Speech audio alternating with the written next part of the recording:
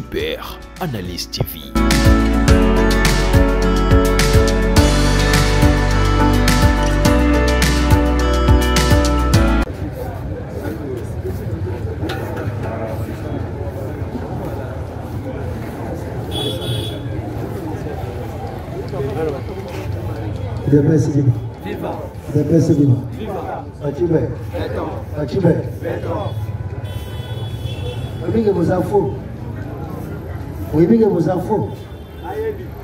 Vous infos.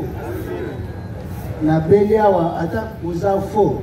Vous doit tout dans sur le Cambou. Comment dire? Vous infos. Il appelle ce livre. Ah, vous allez me penser. Alors vous pensez que la émission de vérité. Na comprendre que tout liga bolinga na biso galera to lubaka. Bolinga na biso galera to ranga. Mais na comprendre l'hypocrisie na Bible. Il appelle ce livre. Ata boche di l'illumination na yebiso bino vérité. Il appelle ce livre. Comme Naza communicateur, il y a peuple congolais. Et Naza défenseur, il y a chef de l'État. Nazo bandana information ya tata mukozi wambo. Félix Antoine Tshilombo Tshisekedi. Le président Félix est là. Il se porte bien. Avec maman Denise Nyake, la première dame de la République démocratique du Congo. La femme Oya dit aux Amakamuya et ya Orkaman. Une femme qui a donné quand même l'éducation. Il a fait ce vivant. Dans ce belagana, maman, on a parce qu'il a vu pas dans la mission, lauréat. Dans l'examen d'État. À Tindi Bango Bana, on a marqué dans poto, ces enfants-là ont appris l'informatique génétique. On a dit qu'aujourd'hui, tu dois avoir 4 licences et 17 licences. Mais bien qu'on ait dit informatique, tu es un véritable analphabète. Le chef de l'État a Zabien. Il est là très calme. Lobby, il a reçu une délégation internationale. Et on a discuté sur les enjeux politiques. Il a fait suivant. Après ça, le président de la République a reçu en catimini les diplomates mondiaux. En République démocratique du Congo. C'était vers 23h35. Et le chef de l'État a discuté. Et Félix, comme c'est un véritable homme qui aime l'incarnation de la République démocratique du Congo. Parce que tu sais qu'il montre les 3 facettes de la République démocratique du Congo. Fachi, il est politicien, il est politique, il est diplomate. Tandis que Bisso n'a pas parlementaire, des moutons, ça n'a pas politicien. Et pourtant, le politicien ne comprendra jamais les enjeux politiques comme un politique. Il appelle ce qu'il va. C'est de la même façon que les politiciens, la politique. Un politique ne comprendra jamais la philosophie diplomatique comme un diplomate. Tu comprends les 3 facettes? Tandis que Tshisekedi incarne toutes ces 3 catégories. Il y a philosophie politique. Il appelle ce qu'il va. Fachi est là. Il se porte bien. Il a reçu une invitation. Il y a prestation de serment, il y a M. Donald Trump. C'est là où Koyogi vient de gagner la diplomatie dans 10 jours. La sortie, il y a M. Joe Biden. Tandis que les sorciers, Lorenzo et M. Denis Sassou sont en train de faire quelque chose. Ça concerne le chef de l'État. Fachi Beton, il est là. Il est là, en forme géante. Ce n'est pas Tchagamadès qui va redresser la République, c'est la spiritualité. Tel que vous êtes là, tout le monde est riche intérieurement. Mais développer les facultés, pour une richesse intérieure et comme pragmatique, pour vivre yango, ça demande des facultés spirituelles. Il y a un moment qui va te donner, mais toi tu es riche. Prophétie que vous allez 20 ans, prophétie parce que l'homme n'a pas compris la réalité spirituelle. Il appelle ce vivant. J'ai dit, M. Joseph Kabila Kabana, merci beaucoup. Il appelle ce vivant. Merci parce que tu as gagné ta mission, tu as réussi ta mission. Joseph Kabila Kabana. Pourquoi j'ai dit que Joseph Kabila Kabana, merci, félicitations. Pour gagner, il y a dit qu'on a RDC. Vous remarquerez que Kabila a réduit il y a pourcentage, il y a patriotisme, il y a Congolais. Il appelle ce vivant. Congolais a l'Indi Congo, Congolais a l'Indi Congo, on a 10%. na rejoindre maloba ya président Mosengo, coordonnateur Mosengo. Aouti koloba wate, Tshisekedi alobi ke ba Congolais balingi Congo, Congo mais balingi Congo. C'est le résultat, les fruits semés par M. Mobutu Sese Seko en 1980. Mais en 2021, en 2001, Kabila a eu au Sebisa Yango. On va gagner notre Sebisa la mairie dans la machine, n'est-ce pas? À Sebisi, manque de patriotisme. Il a pas ce vivant. Kabila a Sebisi, manque de patriotisme. Le premier mandat, il y a chef de l'État, Tshisekedi en prêtant serment, il a commencé à sillonner. La première personne à contacter, c'est M. Thomas Lubanga. N'est-ce pas? Thomas Lubanga? Tshisekedi a parlé avec Thomas Lubanga. Thomas Lubanga a dit que Tshisekedi m'a prêché l'amour. Tshisekedi m'a prêché là. Et Tshisekedi est allé chercher M. Antipas Moussa Nyamouss. Nande, précisément vers Kanyabayonge, en descendant vers Kiruba, Kiangala, vers Kishisha. Voilà le secteur Babi, chef naïf. Ici d'ailleurs à maîtriser. Lorsque nous commentons, nous faisons des recherches pour comprendre que l'origine véritable de M. Thomas est Antipas Moussa Nyamouss. Azanande. Et vous remarquerez que dans le régime, il y a Kabila Bandande, Batrumboka, dans la commune à Kinshasa, ma famille, parce que Bandande a proposé 400 000 $. Papa a boy, papa. Bandande a 1 million. Bandande. Mais qu'est-ce qu'on a remarqué?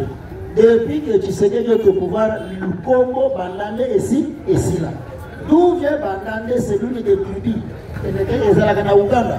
Mais lorsqu'il va traverser Ouganda, il va siéger dans Lubero, précisément vers Ali Bongo. 80% y a Bandande, Bazalagana Kacha, Kanyabayo.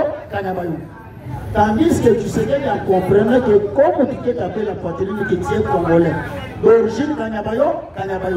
Après ça, Antipas Moussa Nyamouss poste, il y a ministre de l'intégration régionale.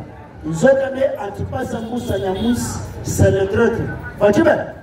Tu sais qu'il y a le but de Nanisani qui s'est qui est congolais, qui n'est pas congolais. Peuple congolais.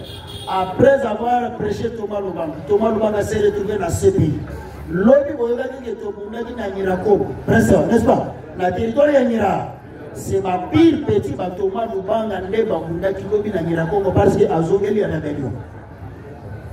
Il a pas ce vivant. Thomas Lubanga a zoné les rébellions. Qu'est-ce qui s'est passé? Lorsqu'on a commencé RCD Goma, tolérance. Il a pas ce vivant. Lorsqu'on a commencé RCD Goma, qui était le parti de RCD Goma? C'était Wambadia, n'est-ce pas? Après Wambadia, qui est Congolais. Après Wambadia, vous savez qu'il y a Adolphe Onusum. Après Adolphe Onusum, Arthur Zahid Go, que son âme repose en désordre, parce qu'à Kataka courant, na barrage il a Abomisabat. Et pourtant, le vrai patron, il y a RCD Goma, c'était James Sakabaré de Nafre de Regoyi, règlement. Non, mais c'est Rifin Tabarera. Bakom, Bachaki, Bakongolais, Liboso. N'est-ce pas? Lorsque James Sakabaré a commencé à diriger RCD Goma, en 2006, il y a eu CNDP. Après le pourparler, il y a M. Colette Brakman. Lorsque tu dis CNDP dirigé par M. Kunda Abattoir Mihingo, mais qui est M. Kunda Abattoir Mihingo? C'est un Rwandais de la province de Mouheke. Mouheke, c'est le site où c'est Gachawa, Rwanda. Mais ça qui est un chef d'état-major général, il y a Congo. Donc, un ancien chef d'état-major, il y a le Congo, il y a force de l'Est. À Komisaka, Goma, quartier général, il y a Koundé abattoir. N'attendez pas nous avançons. Et d'après ce vivant. Depuis que le président Félix a salé des démonstrations de récupérer l'Est de la République démocratique du Congo, Oyo Kabila si à l'ONU qui est fort. Parce que 2006, je vous ai toujours dit, la République démocratique du Congo a été infiltrée depuis 1926. En 1926, c'est le premier citoyen rwandais de pénétrer la République démocratique du Congo avec 27 800 quelques têtes et Yangombe. Congo Naïsa Tchengerero Uruguera. Et précisément ce que nous avons Massissi en descendant vers Ruzizi, au moment où nous avons en montagne, très vers pâturage, il y a Moussaganate, montagne En descendant vers montagne Tchéguerero, nous avons la montagne Mouesso vers Ngube. avec des affaires une montagne stratégique, bâti. Oh, non, voyant qu'il y a Ouazalé, Basalek est fort pour récupérer les 2 montagnes stratégiques. Oh, un certain juif naturalisé rwandais. À Matisaki, satellite El Mosta. Ce sont des satellites. Oh, Matisaki, à niveau de Rwanda, précisément vers frontière, pour comprendre toutes les positions, les mouvements et à faire des Sénat M23. Il appelle suivant. Lorsque M. Joe Biden a compris que Tshisekedi qui vient de maîtriser l'Est de la République démocratique du Congo, Yango Monaki en commençant vers l'OTAN. Et pourtant, l'OTAN et les États-Unis, et quand on parle de l'OTAN et l'Europe, l'OTAN c'est l'Europe, c'est les États-Unis d'Amérique, l'Europe. Et pourtant, parmi les 27 pays de l'Union européenne, c'est la représentativité, il y a 27 pays, c'est la France. Tandis que France, l'Afrique, il y a 14 pays, colonies France africaines. Parce que la France, comme les gendarmes d'Afrique. Mais d'où vient la gendarmerie de la France envers l'Afrique? Il appelle ce vivant. Lorsque le chef de l'État a prêté serment, la première des choses, il a refusé de fréquenter la France. Tshisekedi s'est précipité vers les États-Unis d'Amérique. Il appelle ce vivant. Maintenant, les États-Unis d'Amérique, pourquoi? C'est depuis 1845 que la France a eu la sécurité de l'Est de la République démocratique du Congo. Maintenant, voilà, aujourd'hui, la France, la République démocratique du Congo, selon l'Est, de connaître 3 ans. Quand on parle de 3 décennies, c'est 10 ans. Mais 3 décennies, ça fait combien? 30 ans. Il y a insécurité. Et pourtant, la France avait la sécurité. Il y a Est de la République démocratique du Congo. Pourquoi la France avait saboté cela? Il d'après ce qui va. Pourquoi la France avait saboté cela? Parce qu'en 2028 à 2030, la République démocratique du Congo, faut pas qu'on habité du 8. Il appelle ce qui va. L'habité du 8, c'est là où je suis en train d'interpeller la conscience à M. Christian Bossembi, les patrons de ces actes, sabotés, minimisés, ridiculisés par RTGA. Mais tu t'es bâti autrement. Dieu t'a fait grâce. Aujourd'hui, tu es le patron, il y a ces sacs. Comment se fait-il qu'un commerçant, Mundele, il y a Canal Sat, a commis pour diviser la République démocratique du Congo? Il appelle ce débat.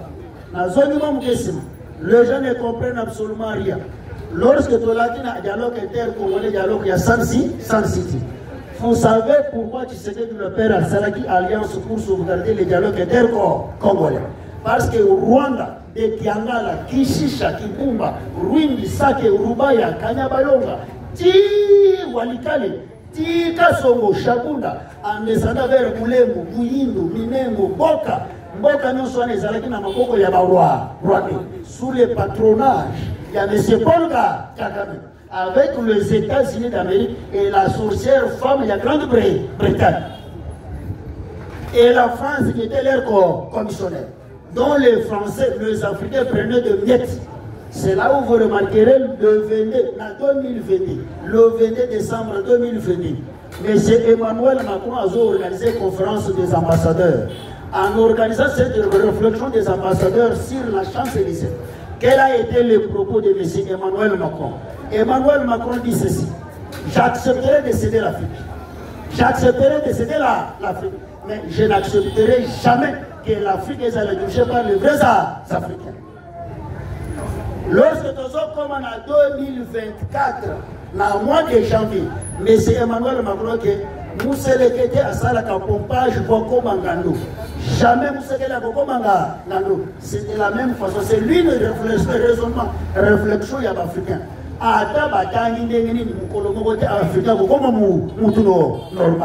C'est là où vous avez remarqué que l'Afrique continue africaine. Et puis je vous donne d'abord la définition de l'Afrique. Parce qu'à l'époque, dans les années 400 à 600 et quelques, 70 ans avant Jésus-Christ, notre continent s'appelait l'étoile brillante. Mais pourquoi aujourd'hui on nous a baptisé l'Afrique? Et la définition de l'Afrique, c'est quoi? C'est la contradiction, l'incompréhension, la trahison. Il appelle ce livre. C'est là où vous remarquez que Tshisekedi y avait une philosophie pour développer l'Afrique subsaharienne, Caraïbes, maghrébienne. Mais voilà comment les Africains sont en train de trahir le président Félix. Et la même façon que M. Thomas Sankara a été trahi par Félix Houphouët-Boigny en utilisant M. Blaise Compaoré. C'est de la même façon que Lumumba a été trahi parce que Lumumba a banni la paix. Lumumba a voulu nous dire la vérité. On a utilisé Marshal Mobutu Sese Seko sous le parrainage. Il y a M. Moïse Tchomé. De la même façon avec Sékou Touré, Kwame Nkrumah, ce sont des noirs le vrai. Bateau Bazalaki n'a sens vrai, il y a panafricanisme. Aujourd'hui, le panafricanisme, la unité, il y a l'Afrique et ça. Mais c'est là où l'impérialisme, le néocolonialisme, on comprenait que la politique des titans, seul contre tous, dont la communauté internationale ne comprendra jamais qui se gagne. Mais il y a une finalité, il y a ma phrase, il y a M. Emmanuel Macron. Qu'est-ce que Emmanuel Macron dit? Alors il dit que tu sais qu'il vient de récupérer l'Est de la République où ils allaient déjà pays à part. Voilà ce monsieur Macron. Aujourd'hui, nous avons un patron, il y a un canal, ça a connu comme ça la République de l'Ouest, la République de l'Est. C'est déjà la balkanisation de la République démocratique du Congo. C'est là où le président Félix est très intelligent, très sage, très intelligent de plus que tous les Congolais, très intelligent de plus que M. Kodé qui a 25 licences, d'être ses doctorats, incapable de redonner le vrai image, le vrai sens. Parce que, chers Congolais, ceux qui ont une famille, mon attendent à Bazamiba, pour constater que famille où les autres prennent solo Yabato, bataille. Malgré il peut y avoir quelques anomalies et quelques orbitations, n'est-ce pas? Mais au centre de famille, on peut quand même solo Yabato, bataille. Mais comment se fait-il qu'au Congo, nous avons les docteurs en économie, professeurs en économie, et nous avons quand même des experts, des grands professeurs en droit constitutionnel. Nous avons les messieurs Kodé pour experts en taxes de valeur ajoutée, un expert en comptabilité analytique et Cisco, mais aujourd'hui incapable. L'homme qui est le premier africain d'avoir une gestion des philosophies, entreprises, sociétés succursales, c'est M.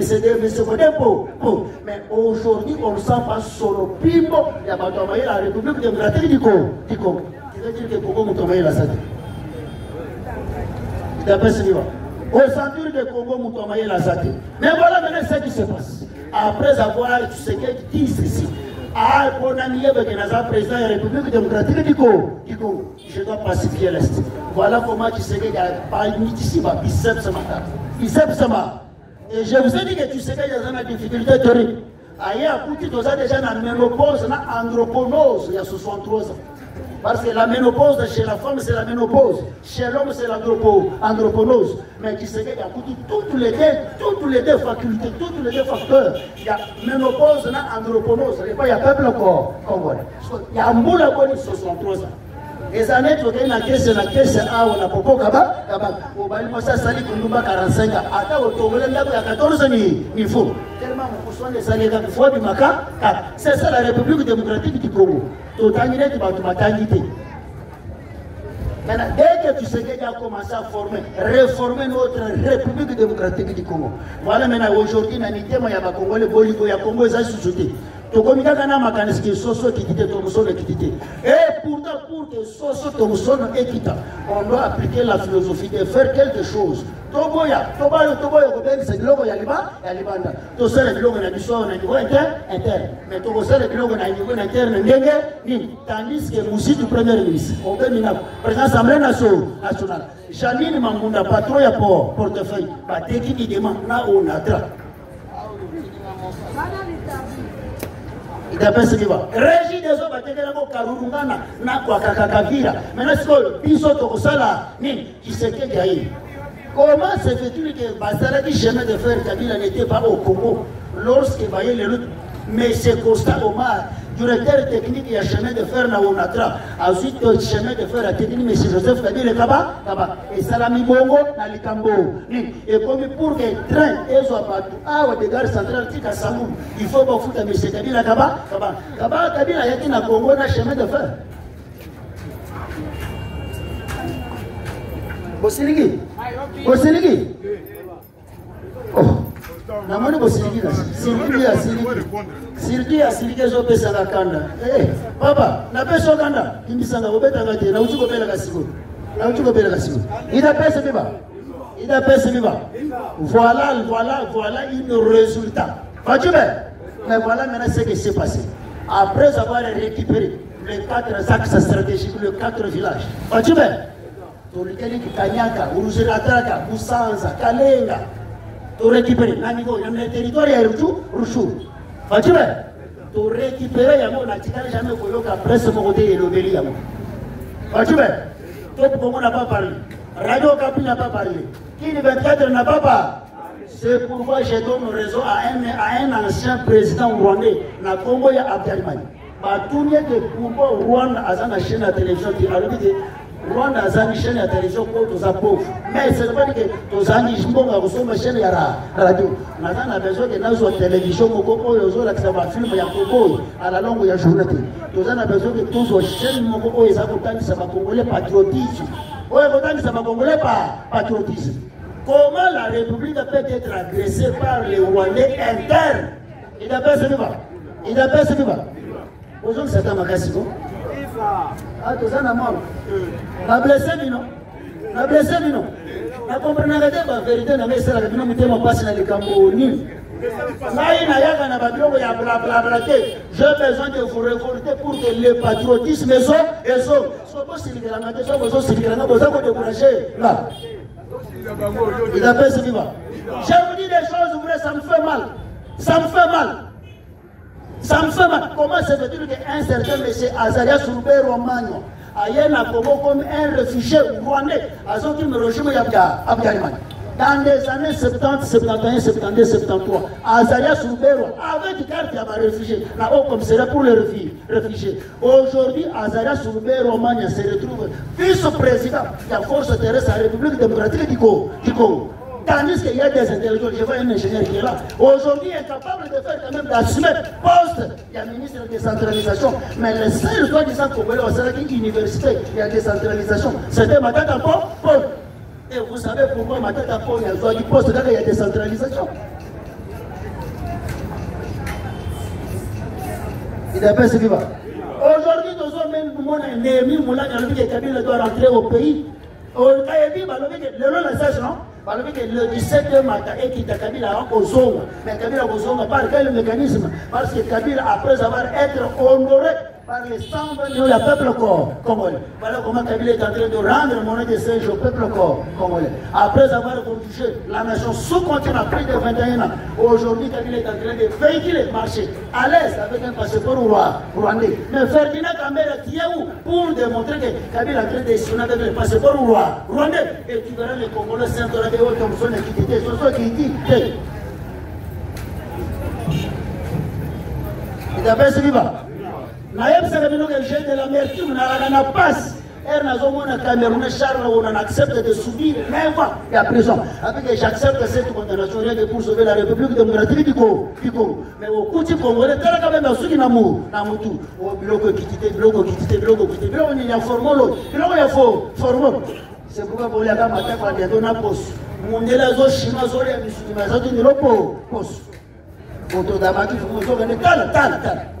les sous-hommes incapables de prendre une idée. C'est pourquoi Joseph Kabila Kabanga, merci. Kabila Kabanga, mais tantôt Congolais, tantôt Rwandais, tantôt Tanzanien. Tantôt centrafricain, tantôt soudanais, tantôt équatorien. Dans l'église catholique maîtrise le vrai nationalité, il y a M. Mobutu. De la même façon que l'église catholique a une véritable nationalité. Il y a Joseph Kabila Kabanga, M. Louis Michel. Aujourd'hui, en bon, on appelle ça les sons. Ça vous bien ça. Aujourd'hui, un certain citoyen congolais de père et de mère, la Congo de vos qui tombent, sans ce patriotisme qui vous congolais saluent, avec des félicitations aux allées de faire de ce que vous avez fait. Aujourd'hui, il est sanctionné dans le parti politique parce qu'il a félicité aux allées de la faire de ce. Ce que vous avez fait, wap.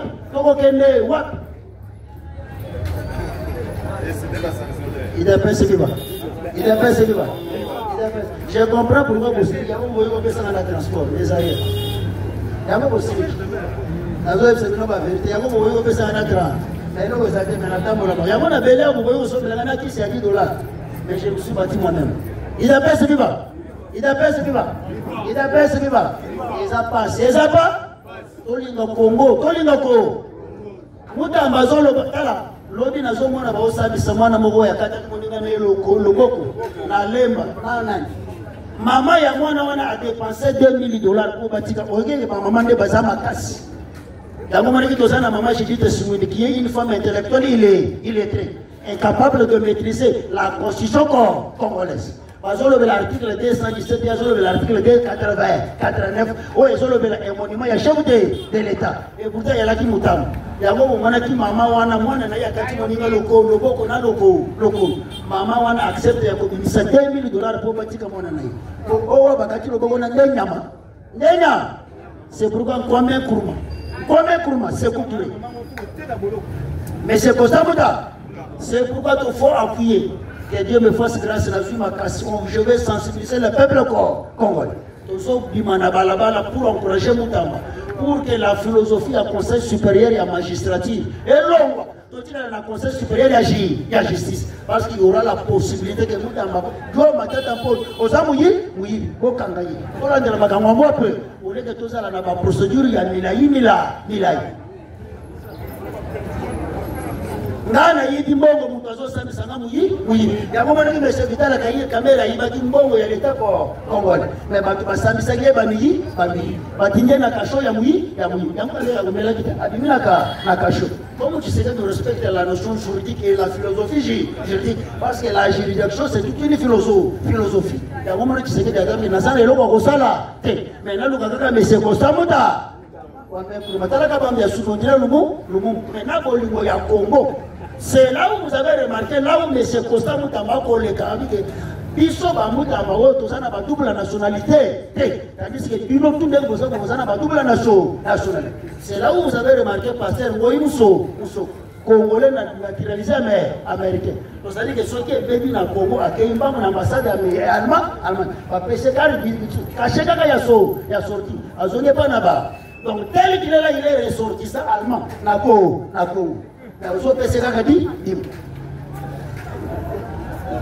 Maintenant, il faut que ça n'ait 2000 francs. Je ne sais pas. Mais mon toit est allemand. Vous avez fait bon bébé. C'est un problème. Mon cher Oseki, la vérité. Il appelle ce vivant. C'est là où le président Félix a fait une démonstration terrible, ce qui concerne l'Est de la République démocratique du Congo. C'est pourquoi mon monnaie maman dit tout et un rôle à Monisco. Vous savez que ce que nous subissons aujourd'hui, c'est Boutros Kali. Et d'après ce vivant, ce que nous subissons aujourd'hui, c'est Boutros Kali. Il y a un moment qui sait qu'il y a qui Kofi Annan, qui fait la honte de l'Afrique. Sauf que les Africains vont retenir quoi de M. Kofi Annan, comme l'ancien secrétaire Monique à l'époque, ONU, à l'époque. Et c'est le même rôle que Mme Abintu qui était en train d'exercer en République démocratique du Congo. L'homme Monisco, Oyaki, aussi, c'est que tu peux bien, Oyaki, pour le sommet de la lampadaire. On a pas forage Yama. Et allez Monisco. Allez-y, ils ont complot international. Comment déjouer complot international? C'est pourquoi nous demandons au chef de l'État. Changer constitution, c'est une constitution machiavélique, diabolique, démoniaque, satanisme. Une constitution hermétique, kabbalistique, qui est devenue pour dégringoler, enterrer. Il y a un moment où M. Donald Trump, la première mandat, dit qu'il va payer africain, va payer à l'amour, va payer à tout, il y a tout. Dès que tu sais que tu arrives avec cette philosophie que non, tout ça va payer à tout fité. Nous sommes capables. Chers Congolais, Kochamo et Zambaka, ça veut dire que Bolinguko, voilà comment Kabila a commis surtout inconscient. Le frère Branham dit ceci, une nation se définit par ses points faibles. Il appelle ce vivant. Voilà la philosophie du frère Branham. Un prophète de Dieu que je respecte beaucoup. Malgré Branham, c'est pas il n'a pas commis ses actes. Mais frère Branham, c'est un véritable prophète. Il appelle ce vivant.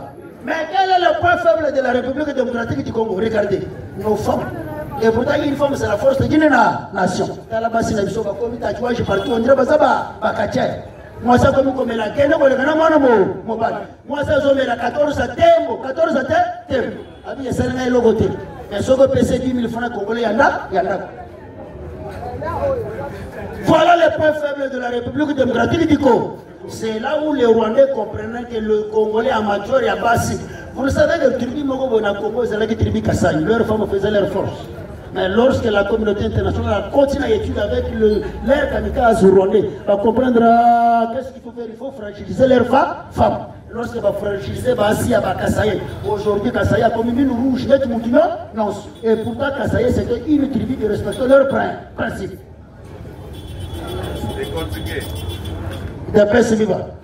Une nation se définit par ses points faibles. Quels sont les points faibles? C'est pour un général qui le prête serment de servir la République solennellement.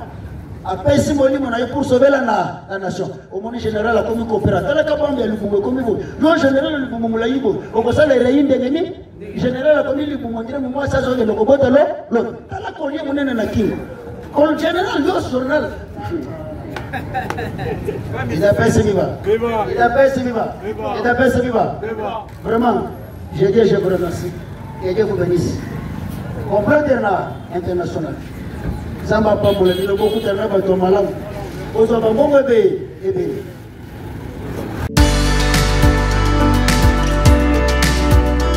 Super Analyse TV.